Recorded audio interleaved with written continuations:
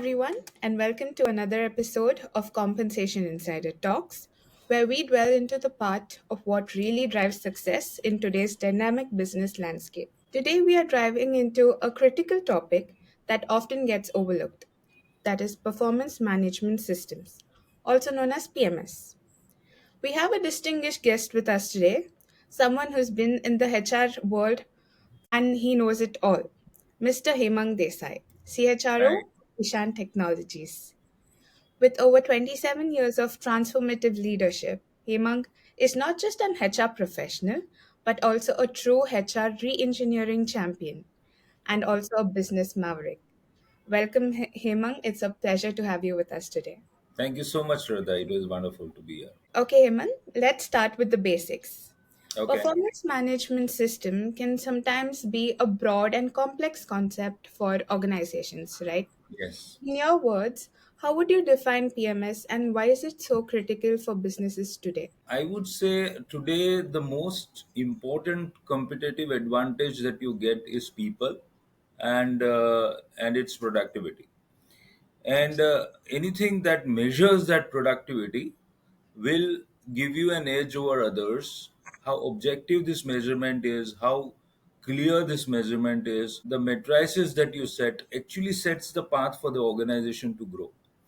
Right. So when you talk about PMS, it is a journey. Many a people treat this as mere a tool.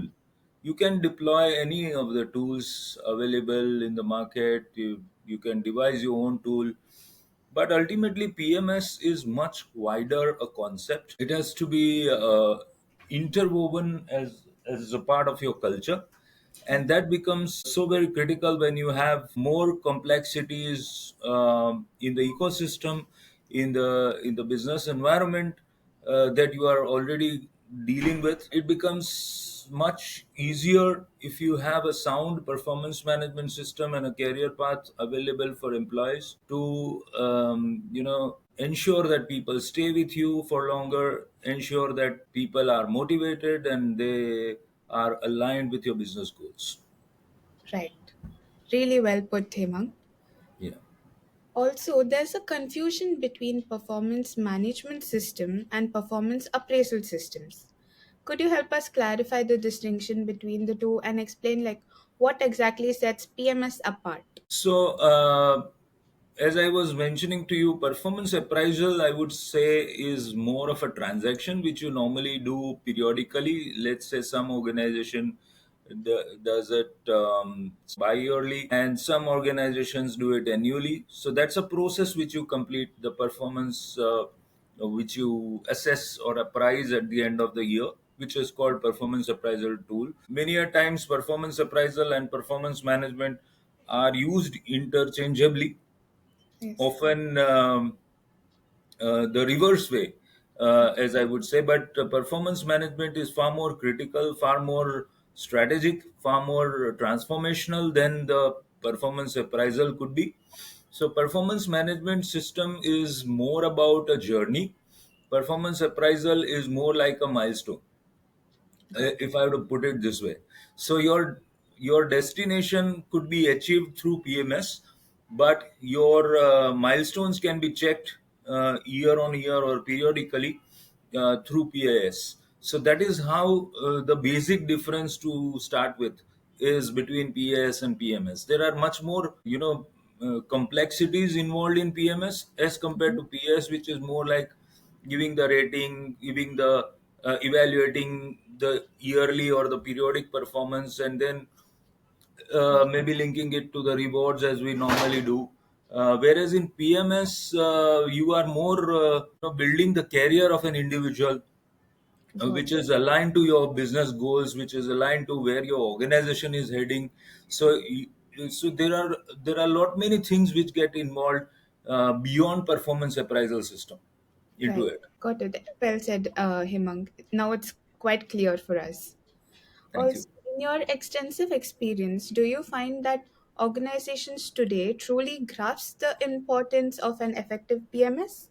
Or is there still a gap between how it's implemented? So I see it is bit distorted.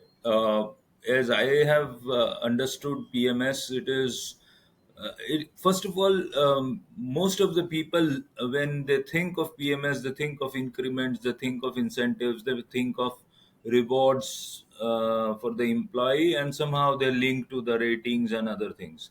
Right. Whereas I see PMS is more like a thermometer, so if Mhm. you have to check the temperature, where you are we heated up for the kind of for the race we are going for. Mhm.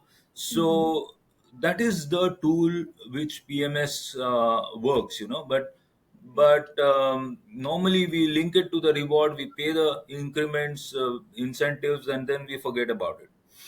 Whereas PMS should be ideally used to provide the feedback uh, of the performance of an individual, and where all are the gaps, both from the organizational perspective and from the individual perspective. So when you have a proper PMS in your organization, it will provide an opportunity between the superior and the individual, or the assessor and the SSC, to discuss each other's expectations from each other, so that, and the organization, so that the overall performance and the productivity increases. Here what we normally do is, these appraisals are done confidentially, the appraisals are done as per certain predefined matrices, whereas you would have observed that today the industry scenario is very dynamic. So what is relevant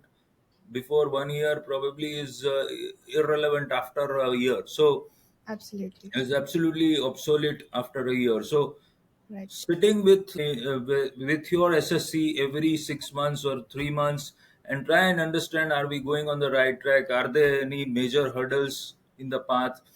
Would really help, because on a daily basis, each one is so stuck up with the routine operational kind of activities that you may not get time unless you have a formal process to do that. Correct. So that's where PMS helps. Yes. You've really made a compelling point, Hemang. Yes. So, yeah, if there's a gap, like what role does regular feedback, as you said, feedback is important, right? What role does it play in ensuring the PMS functions effectively and benefits both the organization and the employees as well? I would say feedback, if taken very positively by both ends, it serves as a great motivating tool. It serves as a great engaging tool. So perhaps we can reduce a lot of attrition because of that.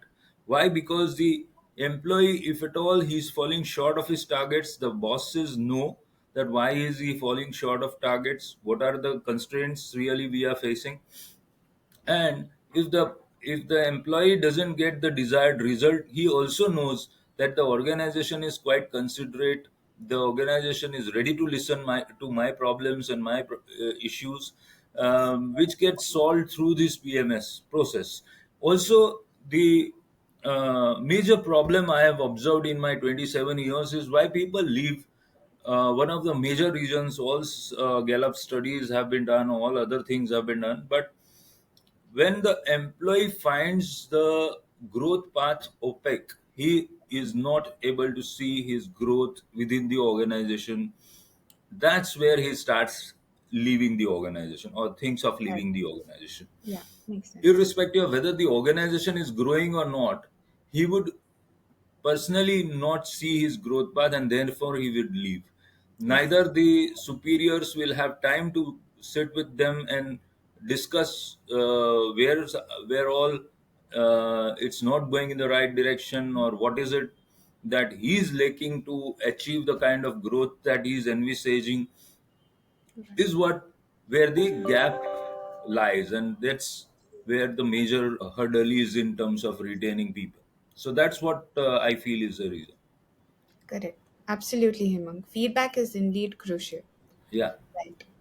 Another aspect that frequently comes up in discussions when we are talking about PMS is the importance of coaching and mentoring. How true. do these components fit into creating a successful and impactful PMS? What do you think? So when you have those feedback sessions as part of PMS, the role that a supervisor plays is also of a coach. So I would say coaching and mentoring are different in many ways, but one of the key elements that differentiates coaching and mentoring is the coach will have to play in the field like it happens in the sports.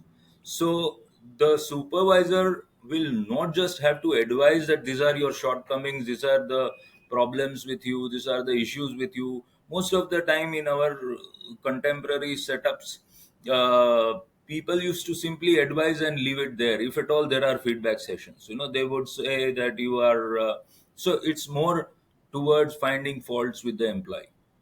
Got it. Whereas I believe that the PMS or the feedback session in the PMS is more positive oriented. It should actually be telling the employee where all he has been good also, and Right. that should be longer than where he is falling short. Right. If I were the supervisor, I would take it on myself, and therefore I will not only just tell him where all things are going wrong, I would walk a mile with him about how to solve the problem. Right. Because merely telling him that this is the problem with you and this is how it can be solved might not help him. So Right. that is the coaching aspect. The Mhm. mentoring means you must know where to stop as a coach. You can't do his job, so you have to move out of it. You have to. You also have your hands full. You also have your own jobs to do. So you can coach him to some extent, but ultimately you have to be a mentor. You have to be an observer. You have to be a facilitator in terms of how does the person falls and then gets up. That's the ultimate achievement of a PMS cycle, True. because you can't be always there for the person through the entire career journey. So the person has to learn to be self-reliant, to be self-focused, and less dependent on the mentor or the coach or the supervisor. Got it. Absolutely, Hemang. Yeah, now it's quite clear that these are not Thank you. just additions but also an integral part of PMS. Yes. So, would you say that these elements are what differentiate a mediocre PMS from that of an exceptional one? Yes, of course. I mean, you have to have a proper understanding, the clarity of the concept before adapting to any new system, any new process. And therefore, the person who has a clarity, the organization which has a clarity about why we are doing a particular, be it any process. I'm not just talking about PMS. In many organizations, there is a trend that we have started our ERP. Now, what Yeah. I found is that when you have a ERP system, what you Mm. don't take care of is the basics. Your processes are not clear. Your flow of authority is not very clear, and then you go for any system, it will be a disaster. So Right. when I say PMS or PS, your prerequisites are that you should be very clear about how your organization structure is, how your authority flows, the jobs are structured, how they would be monitored, and why they are being monitored in a particular way. So if you are clear about all those things, your PMS will be definitely yield its results. So Right. I don't see PMS anyway becoming an hurdle. There are various methods nowadays this which are used: KRA, KPI, OKR, etc. But then, unless the basics are not clear, the things would not bring the desired results. Is what I feel. Right. Excellent point, Hemang. Absolutely agreed to that. Thank you. So, yes, that brings us to the last segment of this episode. We will now be taking up a few questions from Compensation Insider Okay. community that is powered by Okay. Compa.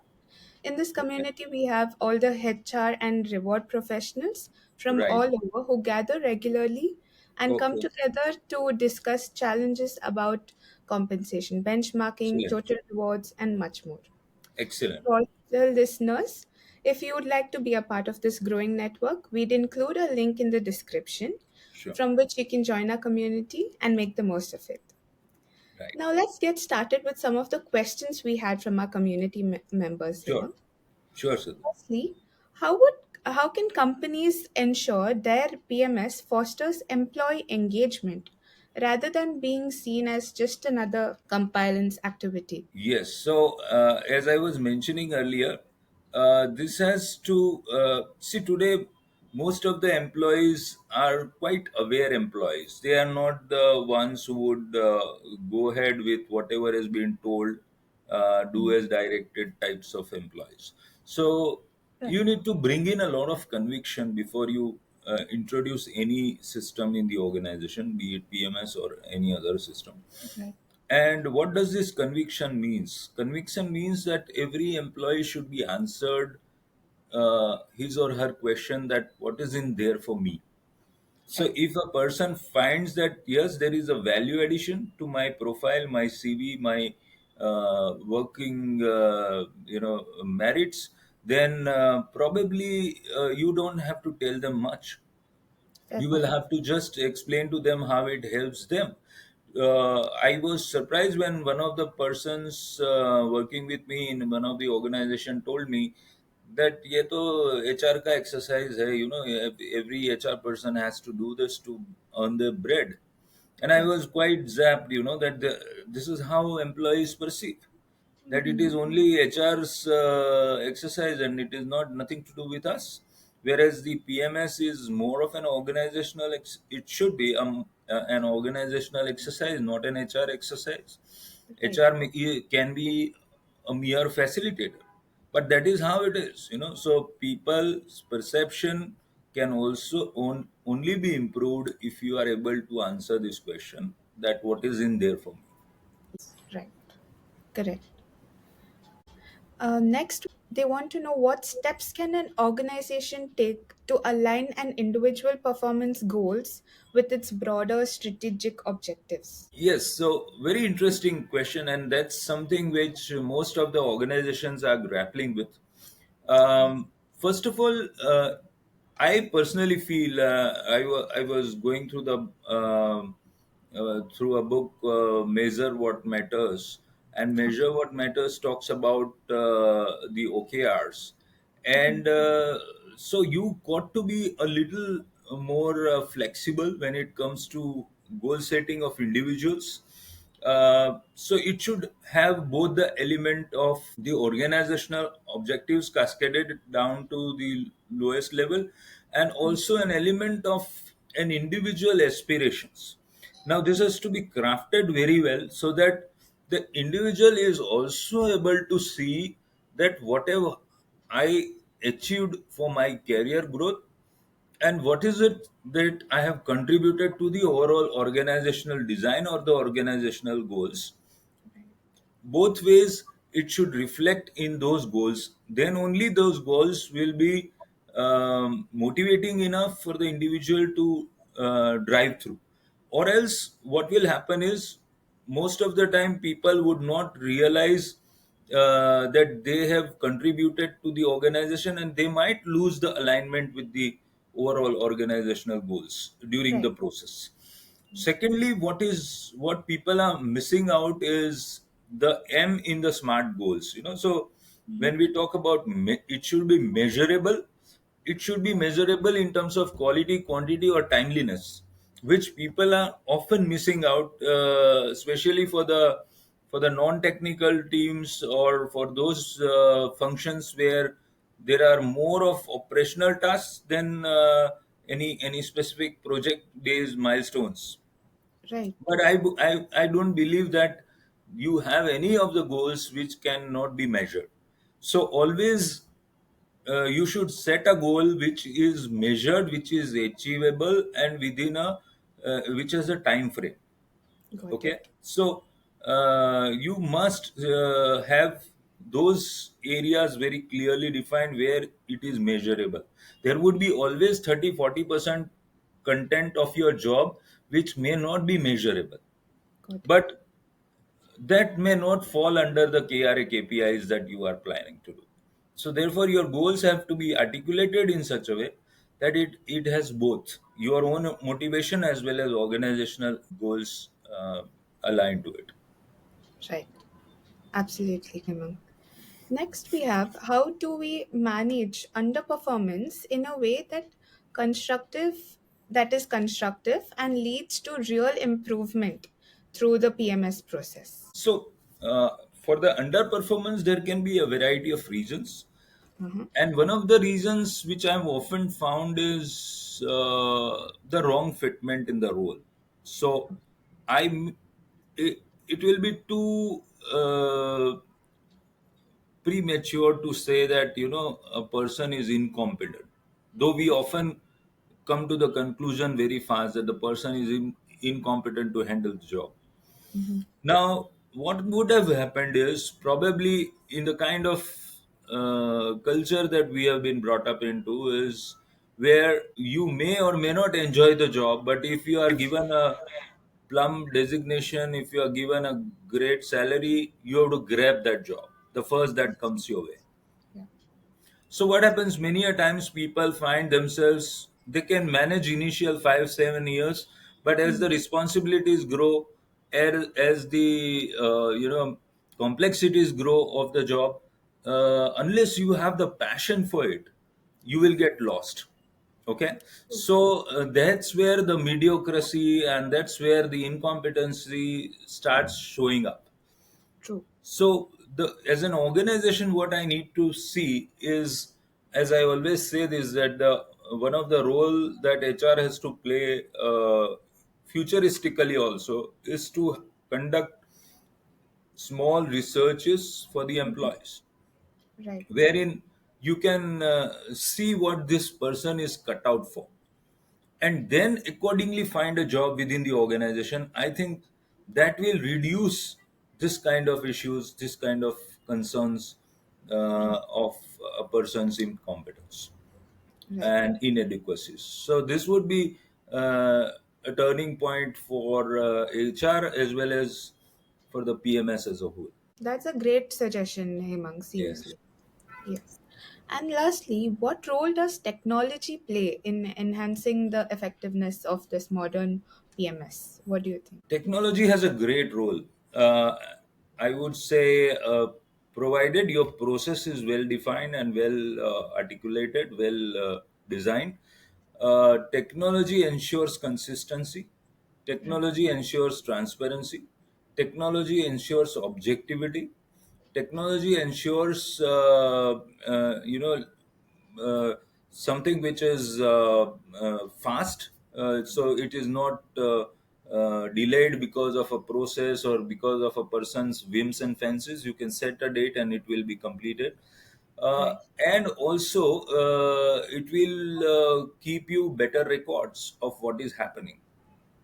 Okay, so these are some of the advantages of technologies which one should tap, and whether it is PMS, whether it is training and development, it can help you with this record. Say, for example, most of the time the training needs are identified based on the gap between actual and the desired performance. So your Right. performance appraisal becomes the input for the training need identification, and that's where Mhm. the technology would help. Nowadays with the help of AI, you can actually nail down a person to the actual need of a person, rather than just going through superficial or whatever the supervisor Right. suggests.